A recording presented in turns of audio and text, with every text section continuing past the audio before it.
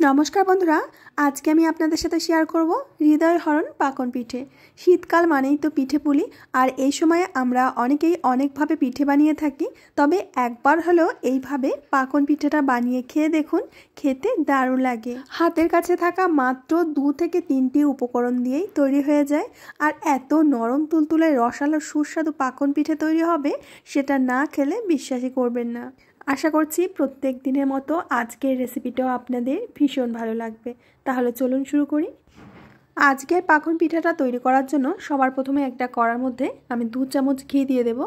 এখন এর মধ্যে বাটি মেপে আমি 1 বাটি সুজি দিয়ে দিচ্ছি।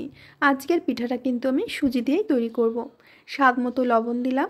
এবার সুজিটাকে হালকা করে ভেজে নিতে হবে। বন্ধুরা, তোমরা বুঝতেই পারছো আমার প্রচণ্ড ঠান্ডা লেগেছে, মানে গলার স্বরটা একেবারে ভেঙে গেছে, কথা আমি বলতেই পারছি না। একটু সমস্যা হবে তোমাদের শুনতে, তবে একটু মানিয়ে নিও। মোটামুটি 5 মিনিট মতো সুজিটাকে ভেজে নিয়ে এর মধ্যে দিয়ে দেব জাল করা দুধ।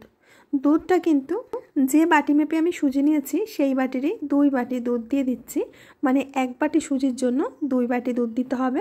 গ্যাসের ফ্লেমটা একেবারে লোতে রেখে সুজিটাকে রান্না করে নিতে হবে। ঘরে যদি দুধ না থাকে তাহলে দুধের পরিবর্তে জল দিয়েও কিন্তু পিঠেটা বানানো যাবে, তবে দুধ দিলে খেতে বেশি সুস্বাদু হয়।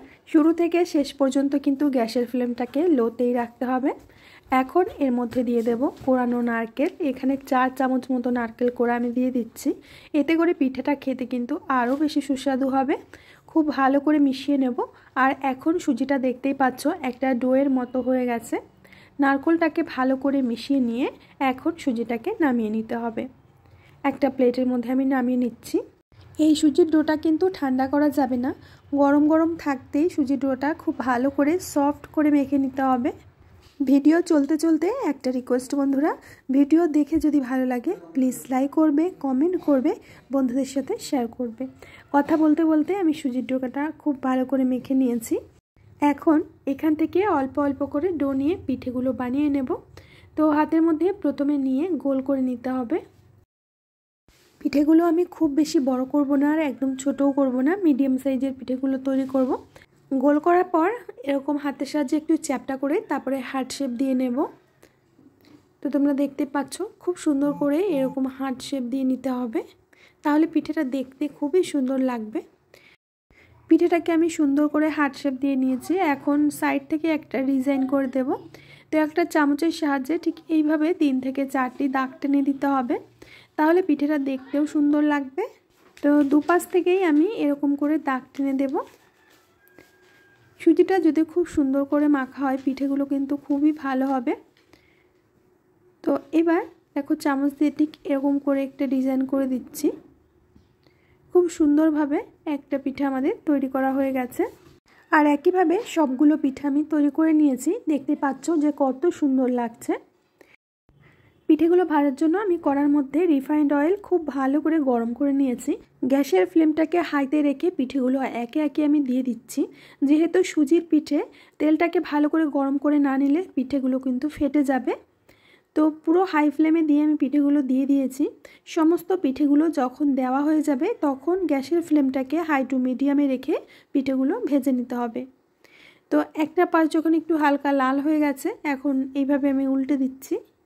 আর এগুলো ভাজা হতে খুব বেশি একটা সময় লাগে না, 5-7 মিনিটের মধ্যেই কিন্তু পিঠেগুলো ভাজা হয়ে যায়। তো তোমরা দেখতে পাচ্ছ খুব সুন্দর একটা কালার এসেছে পিঠের মধ্যে। এই অবস্থায় আরও 2 মিনিট আমি নাড়াচাড়া করে নেব। নাড়াচাড়া করে নিয়ে যখন এরকম একটা লাল রং ধরে যাবে তখন পিঠেগুলো নামিয়ে নিতে হবে। তো আমি একটা প্লেটের মধ্যে পিঠেগুলো নামিয়ে নিচ্ছি। আর একটি পিঠেও কিন্তু ফেটে যায়নি, তোমরা দেখতে পাচ্ছ।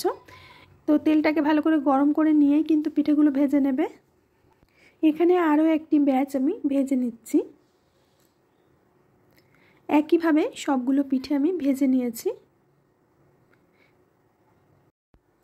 এখন চিনি শিরা তৈরি করে নেব। এখানে 1 বাটি চিনি আর দিয়ে দিচ্ছি ফ্লেভারের জন্য কয়েকটা এলাচ, আর সেই বাটিরই 1 বাটি জল। এখানে শিরাটা আমার কম মনে হচ্ছিল বলে আমি আরও 1 বাটি চিনি দিয়ে দিচ্ছি, আর সাথে আরও 1 বাটি জল দিয়ে দিলাম। এবার শিরাটাকে ফুটিয়ে নিতে হবে, তবে কোনো তার বাঁধাতে হবে না। মোটামুটি চিনিটা গলে যাওয়া পর্যন্ত খুব ভালো করে চিনি শিরাটাকে ফুটিয়ে নিতে হবে। যখন শিরার মধ্যে আঠালো একটা ভাব আসবে তখন দিয়ে দেব আগে থেকে ভেজে রাখা পিঠেগুলো। পিঠেগুলো দেওয়ার সাথে সাথে কিন্তু গ্যাসের ফ্লেমটাকে বন্ধ করে দিতে হবে।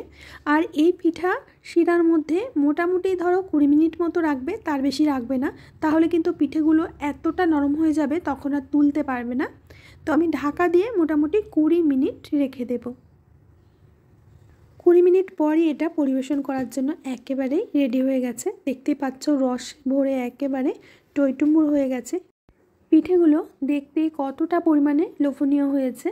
এই পিঠে যাকেই একবার খাওয়াবে সে কিন্তু বারবার খেতে চাইবে, এতটাই সুস্বাদু হয়। এখন এখান থেকে আমি একটা পিঠে তোমাদের কেটে দেখাচ্ছি যে কতটা নরম তুলতুলে হয়েছে আর ভেতরটা কতটা রসালো হয়েছে। মুখে দিলেই কিন্তু একেবারে মিলিয়ে যাবে, এতটা নরম তুলতুলে হয়। তো বন্ধুরা, আশা করছি আজকের রেসিপিটা তোমাদের অনেক ভালো লেগেছে। ভালো লাগলে অবশ্যই বন্ধুদের সাথে শেয়ার করবে, লাইক করবে, কমেন্ট করবে। আমি আজ এখানেই বিদায় নেব, আবার আসবো নতুন রেসিপি নিয়ে। ততক্ষণের জন্য সবাই ভালো থেকো, সুস্থ থেকো, সকলকে সুস্থ রেখো। কমেন্টে অবশ্যই জানিও যে আজকের রেসিপিটা তোমাদের কেমন লেগেছে।